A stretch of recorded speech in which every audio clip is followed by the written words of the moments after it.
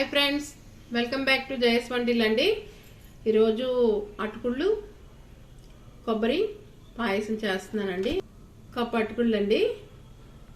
ఈ కప్పుతో కొద్దిగా తగ్గించి పెద్ద కప్పుతో అటుకుళ్ళు తీసుకున్నామండి. కొద్దిగా చిన్న కప్పుతో కొబ్బరి తీసుకున్నాను. మనకి తగినంత పంచదార వేసుకోవచ్చండి. నేను 3 స్పూన్లు వేసాను. ఒక అర స్పూన్ యాలకి పొడి అండి. పాలు 2 కప్పులు వేసామండి. మనం పాత్ర పెట్టుకొని మనం ఇవన్నీ తయారు చేసుకోవాలండి. పాలు పెట్టానండి స్టవ్ మీద మరగాలి. మనకి పాలు మరుగుతున్నాయండి. కొబ్బరి వేసుకుందాం. ఫస్ట్ కొబ్బరి వేసేద్దాం. మనం అటుకులు వేసుకుందాం అండి.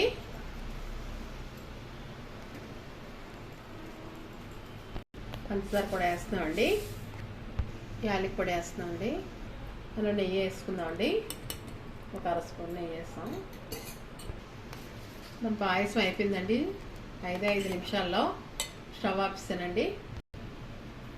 మన అటుకుళ్ళు కొబ్బరి పాయసం రెడీ అయిపోయిందండి. చూసారా, 5 నిమిషాల్లో రెడీ అయిపోయిందండి. మనకి దేవుడికి కూడా పెట్టుకోవచ్చు ఇలా చేసుకొని, అమ్మవారికి. అదిని నచ్చితే కనుక లైక్ చేయండి, షేర్ చేయండి, సబ్స్క్రైబ్ చేయండి, కామెంట్స్ పెట్టండి ఎలా ఉందో. బాయ్ ఫ్రెండ్స్, నెక్స్ట్ వీడియో కలుద్దాం అండి.